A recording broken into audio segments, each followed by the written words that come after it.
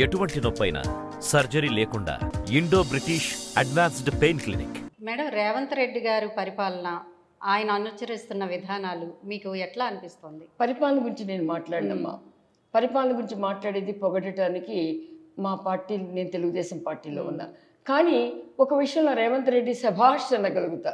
ఏ విషయం? కక్ష సాధింపు చర్యలో మాది నిజం చెప్పాలంటే తెలుగుదేశం ఒక అద్భుతంగా వెలుగుతూ ఉంది.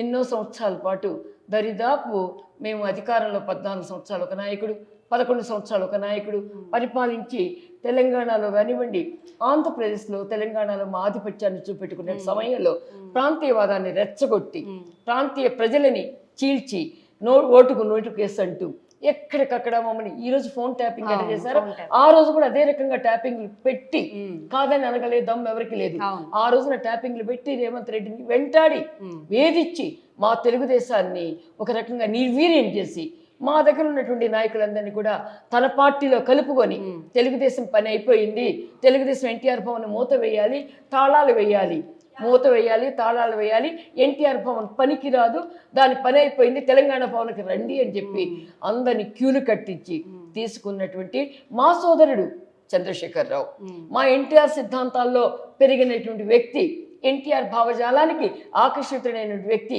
ఎన్టీఆర్ భావజాలాన్ని వ్యాప్తి చేయించడం కోసం జన్మభూమి పథకాన్ని ఊరూరా ప్రచారం చేసినటువంటి కేసీఆర్ తనకు తానుగా ఈ పార్టీలో ఉన్న నాయకత్వాన్ని తీసుకున్న రోజున ఒక ప్రత్యామ్నాయ శక్తిగా తను ఎదుగుతానని చెప్పి ఆ రోజున మా మీద కక్ష సాధింపు చర్యలతో మా యొక్క చంద్రబాబు నాయుడు గారిని అనేక అక్రమంగా ఆయన అరెస్టులు చేయించడానికి కూడా ప్రయత్నాన్ని కొనసాగించాడు. రేవంత్ రెడ్డిని అరెస్ట్ చేయించాడు. తన కూతురు యొక్క ఎంగేజ్మెంట్కి లేకుండా చేశాడు. పెళ్లిలో 1 గంట పాటు ఉండేట్టు చేశాడు. బనియంతో ఉన్న వ్యక్తిని కూడా లాక్కెళ్ళటానికి దక్షిణాది రాష్ట్రాలైనటువంటి మద్రాసులో ఏ సంస్కృతిని చూసామో ఆ సంస్కృతిని తీసుకువచ్చి ఆ తర్వాత పార్టీని, తెలుగుదేశంలో ఉన్న ఎమ్మెల్యేలని తాను తీసేసుకొని తెలుగుదేశం పార్టీ శాసనసభాపక్షం లేదు అని చెప్పి తన టీఆర్ఎస్లో కలిపి వేసుకొని ఏదైతే అనుసరించాడో, ఏ విధానాలతో అయితే ప్రజాస్వామ్యానికి మచ్చ తెచ్చాడో, స్పీకర్ ద్వారా మా వినతి పత్రాలు వినకుండా చేశాడో, స్పీకర్ ద్వారా వాళ్ళని డిస్క్వాలిఫై చేయకుండా ఉండాడు, ప్రజాస్వామ్యాన్ని అపహాస్యం చేయబోయాడు, ఆ విషయంలో ఈ రోజున నువ్వు నేర్పిన విద్యే నీరజాక్షి అంటూ మా రేవంత్ రెడ్డి గారు అలాని ఇక్కడ మా రేవంత్ రెడ్డి గారు అంట.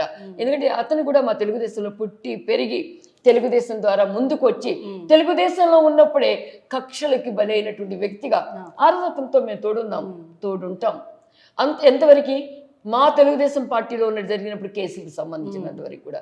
కాబట్టి ఇదిగో నువ్వు చేసింది ఇది అని చెప్పి అక్కడ ఒక జనరల్గా ఉండి ఏది పార్టీకి అంతా కూడా జనరల్ సెక్రటరీ జనరల్ సెక్రటరీ కూడా కాదు, అది సెక్రటరీ జనరల్గా ఉండి కాంగ్రెస్ ఒకప్పుడు కాంగ్రెస్ అధ్యక్షుడిగా పనిచేసినటువంటి కేకేని కూడా తీసుకొని వెళ్ళిపోయి రాజకీయాన్ని నడిపించి ఆయన కూతుర్ని ఎప్పుడైతే మేయర్గా చేసినప్పుడు వాళ్లే ఈ రోజున వెన్నుపోటు పొడిసి వెళ్తూ ఉంటే ఆయన దగ్గర ఎవరైతే నమ్మకంగా ఉన్నారో, నమ్మకం ఉన్నట్టు నటించారో, ఎవరైతే మా తెలుగుదేశం నుంచి వెళ్ళినటువంటి శ్రీహరి గారు ఉన్నారో, మా పార్టీ అధ్యక్షులను కూడా తీసుకువెళ్ళారు. 2 సార్లు మా పార్టీ అధ్యక్షుడిని ఎల్ రమణని తీసుకెళ్ళిపోవడం జరిగింది, జ్ఞానేశ్వర్ని తీసుకెళ్ళడం జరిగింది. ఎందుకు? పార్టీ మూత వేయించడానికి కదా, మూత పట్టడానికి కదా. అది ఈ రోజు రేవంత్ రెడ్డి గారు చేస్తున్నారు. తలుపులు తీసిన ఆ కాంటెస్ట్ అంతవరకు కూడా యాక్సెప్ట్ చేస్తాం. కానీ రేవంత్ రెడ్డి శభాష్ అనగలుగుతా. కానీ ప్రజాస్వామ్యంలో ఇక చాలు రేవంత్ రెడ్డి గారు ఆపండి. ఎందువల్లంటే ఇది అలవాటుగా మారిందనుకో, ఎవరు కూడా ఏ పార్టీకి సిద్ధస్తులుగా ఉండరు, పార్టీకి లాయల్గా ఉండరు. ఆ పార్టీ సింబల్ మీద గెలిచారు.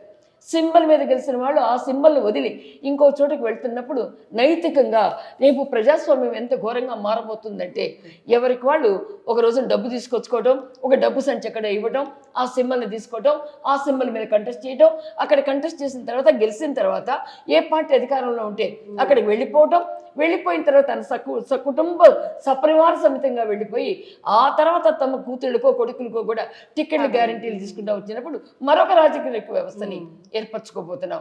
రేవంత్ రెడ్డి గారు, మీరు స్వయంగా ప్రకాశించిన వ్యక్తి కావచ్చు, మీరు చిన్న ఉద్యోగిగా ఉండి ఈరోజు ముఖ్యమంత్రి స్థాయికి మీరు వచ్చారు. కానీ పార్టీలు ఇప్పుడు ఎవరిని తీసుకుంటూ ఉన్నారు? ఎవరైతే రాచరిక పోకడలో ఉండి ఇప్పుడు కడియం శ్రీహరి కూతురికి టికెట్, అలాగే గద్వాల విజయలక్ష్మి గారు ఆమె యొక్క పదవి పదిలంగా ఉండడానికి వాళ్ళ నాన్నని, ఇట్లా దానం నాగేంద్ర గారు ఎన్ని పార్టీలు మారుతూ పోయారు. ఇప్పుడు ఇంకా వీళ్ళ మల్లారెడ్డి గారు, ఆయన కోడల్ని మిమ్మల్ని పొగిడినంత మాత్రాన మల్లారెడ్డి గారు ఉండి మీతో చెడుగుడు అడుకున్నాడు అసెంబ్లీలో, వీళ్ళు మర్చిపోయారా? ఇవాళ ప్రీతిరెడ్డి గారు పొగిడినంత మాత్రాన మీకు కిరీటం ఏమన్నా రాగలుగుతుందా? ఇది రాజకీయంలో ఒక ప్రెసిడెంట్సా? ఈ ప్రెసిడెంట్స్ ఎవరు కూడా యాక్సెప్ట్ చేయొద్దు. మీరు మీరు ఏం జరిగిందో ఎలా చేశారో దానికి బదులు ఇచ్చారు. It's okay, stop it now. You have to do such. ఎంతవరకు ఆపేసేయాలంటే ప్రజాస్వామ్యాన్ని కాపాడటం కోసం మీకు ఒక అవకాశం ఒక యంగ్ ఏజ్లో వచ్చింది, మీకు ఒక మంచి మహత్తరమైనటువంటి అవకాశం వచ్చింది. ఆ మహత్తర అవకాశం కూడా అది ఎవరికి కూడా రాదు ఈ చిన్న వయసులో వచ్చింది. దాన్ని వినియోగించండి, దుర్వినియోగం చేయొద్దు. ఈరోజు తెలంగాణలో రైతాంగం అంతా కూడా బాధపడిపోతుంది. భూగర్భ జలాలు ఎంటుకుపోయినాయి, నీళ్లు లేవు, పంట పొలాలు దెబ్బతింటున్నాయి, కరెంట్ అస్తవ్యస్తంగా మారుతూ ఉంది. ఇవి మీకు తర్వాత వైఫల్యాలుగా చూపెడతానికి ట్రై చేస్తారు. ఈ ప్రకృతిలో వస్తున్నటువంటి వైఫల్యాలు మీరు కాన్సన్ట్రేట్ చేయండి. కాన్సన్ట్రేట్ చేసి వాటి గురించి ఆలోచించండి. అంతేగాని వంది మగాదుల్లాగా ఏ పార్టీ ఇప్పుడు వచ్చిన వాళ్ళకి వెంటనే మీరు పదవులు ఇస్తున్నారు అంటే పదవులు అనుభవించడానికే రాజకీయమా? ఎక్కడున్నా కూడా రాజకీయం ఆ పదవుల్ని 10 సంవత్సరాలు ఉంచడం మంత్రులు, మళ్ళీ ఇక్కడ మంత్రులు వాళ్ళు 10 సంవత్సరాలు అక్కడ కార్పొరేషన్ చైర్మన్లు, మళ్ళీ మీ దగ్గర కార్పొరేషన్ చైర్మన్ల. సామాన్యుడికి పదవి ఉండదా? ఎన్టీఆర్ సిద్ధాంతంలో సామాన్యుడు రాజ్యాధికారంగా రావాలి. ప్రజల సమస్యల్ని, ప్రజల యొక్క విన్నవాళ్ళని, ప్రజల గుండె చప్పుని వినిపించే ధైర్యం మా సామాన్యుడికి ఉంటుంది. ఎంత ఘోరంగా జరుగుతుందంటే మనం బహుజన్ పార్టీని చూసాం. ప్రవీణ్ కుమార్ గారి మీద ఎన్నో ఆశలు పెట్టుకున్నారు. ఆయన అక్కడికి పోయి ఎక్కడికి వెళ్ళడం మనం చూసాం. అసలు ఎక్కడ ఏ పార్టీలు ఎవరు ఉంటున్నారు, ఎప్పుడు ఉంటున్నారు, ఎప్పుడు పోతున్నారు, అసలు అసెంబ్లీకి వెళ్తే గొడవ ఏంటన్నది అర్థం కాని పరిస్థితిగా ఉంది. We're supporting NDA.